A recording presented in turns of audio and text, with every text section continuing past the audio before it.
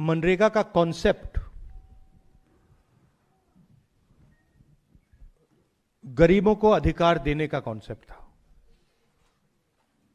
सोच ये थी कि हिंदुस्तान में जिसको भी काम की जरूरत हो वो डिमांड करके रिस्पेक्ट से उसे काम मिले। ये मनरेगा का कॉन्सेप्ट था। इसमें दूसरी बात थी कि ये थर्ड टियर ऑफ गवर्नमेंट जो हमारा है, पंचायती राज का जो सिस्टम है, उसके माध्यम से ये योजना चलाई जाए। इसमें लोगों की आवाज थी, मजदूरों की आवाज थी, रिस्पेक्ट थी, और सबसे जरूरी अधिकार शब्द।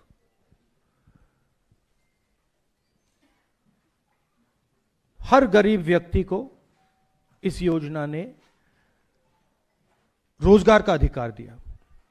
अब उस कॉन्सेप्ट को नरेंद्र मोदी जी और बीजेपी खत्म करना चाहते हैं। कुछ साल पहले उन्होंने किसानों पर आक्रमण किया था, काले कानून लाए, मगर किसानों ने उनको रोक दिया। मुझे याद है पार्लियामेंट में और सड़कों पे किसानों ने नरेंद्र मोदी पर दबाव डालकर, हम सब ने नरेंद्र मोदी और सरकार पर दबाव डालकर उस कानून को, उन कानूनों को रद्द कर दिया।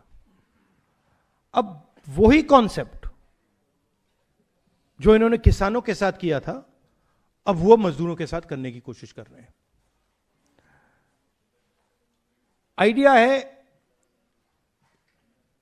कि दिल्ली की सरकार डिसाइड करेगी कहां जाएगा पैसा, कितना पैसा जाएगा, कौन सी स्टेट को मिलेगा, कौन सी डिस्ट्रिक्ट्स को मिलेगा। बीजेपी वाले स्टेट्स को ज्यादा पैसा जाएगा, ऑपोजिशन वाले स्टेट्स को कम जाएगा, और वो डिसाइड करेंगे किसको किस तरीके की मजदूरी चाहिए और वो इंप्लीमेंट करेंगे सेंट्रलाइज तरीके से। अधिकार खत्म कर दिया। और मेन बात यह है कि जो पहले मजदूरों को मिलता था, अब वो ठेकेदारों को और ब्यूरोक्रेसी को मिलेगा।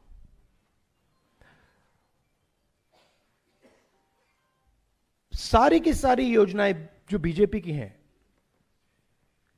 इनका लक्ष्य इसी लाइन पे होता है। उनकी विचारधारा है कि हिंदुस्तान का धन, हिंदुस्तान के एसेट्स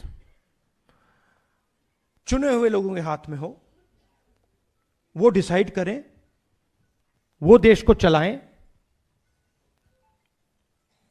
पूरा का पूरा धन उनके हाथों में चला जाए, और गरीब लोग जो हैं, और उसमें ज्यादातर हमारे दलित, आदिवासी,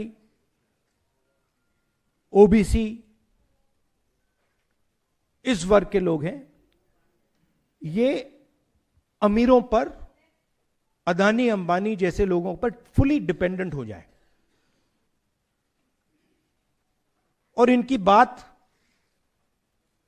माने, और अगर नहीं माने तो भूखे मर जाए। ये इनका हिंदुस्तान का मॉडल है।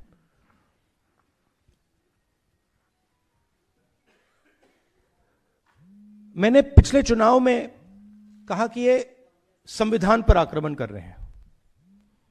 किसान बिल संविधान पर आक्रमण था, नोटबंदी, गलत जीएसटी, और अब ये, इसका नए लॉ का नाम क्या है, मैं नाम ही नहीं जानता इसका, क्या है, ग्राम जी क्या है, ग्राम जी पता नहीं क्या, हाँ। तो आइडिया यही है कि हमारा जो संविधान है उसे खत्म करो। वन मैन वन वोट का जो कॉन्सेप्ट है उसे खत्म करो, लोकतंत्र को खत्म करो। और जो आजादी से पहले हिंदुस्तान था, जहां पे एक व्यक्ति, राजा महाराजा, एक व्यक्ति पूरा डिसाइड करता था, सारे के सारे एसेट्स उनके हाथ में हुआ करते थे और जो भी वो करना चाहते थे वो करते थे, वैसा हिंदुस्तान वो फिर से लाना चाहते हैं।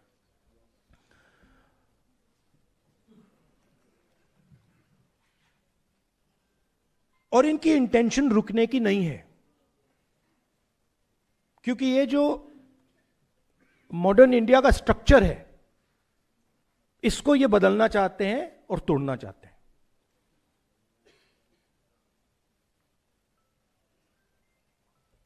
एक ही तरीका है इनको रोकने का, और मजदूरों को किसानों ने रास्ता दिखाया है। अगर हम सब एक साथ मिलकर खड़े हो जाएंगे, मैं आपको बता रहा हूं ये डरपोक लोग हैं, मैं अब इनको बहुत अच्छी तरह जानता हूं, ये डरपोक लोग हैं। अगर आप सब, हम सब एक साथ खड़े हो जाएंगे,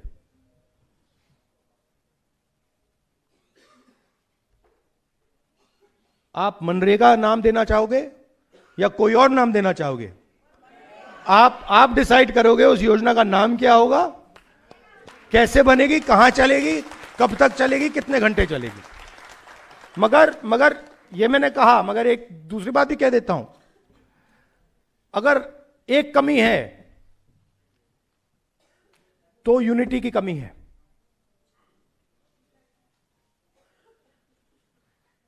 एक साथ गरीब लोग खड़े नहीं होते, अब होना पड़ेगा। और यह एक बहुत बड़ा मौका है। मनरेगा का जो आंदोलन है, यह बहुत बड़ा मौका है कि हिंदुस्तान के सारे गरीब लोग जो आइडिया ऑफ इंडिया के कॉन्सेप्ट में बिलीव करते हैं, कॉन्स्टिट्यूशन में बिलीव करते हैं, लोकतंत्र में बिलीव करते हैं, कि हम अगर एक साथ खड़े हो जाएंगे, मोदी जी पीछे हट जाएंगे और फिर से मनरेगा चालू हो जाएगा। आप सब, आप दूर दूर से आए,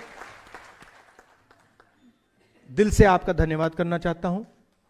और जो संदीप ने कहा, जहां भी कांग्रेस पार्टी देश के मजदूरों के साथ खड़ी हो सकती है, वहां आपको कांग्रेस पार्टी खड़ी हुई मिलेगी। धन्यवाद।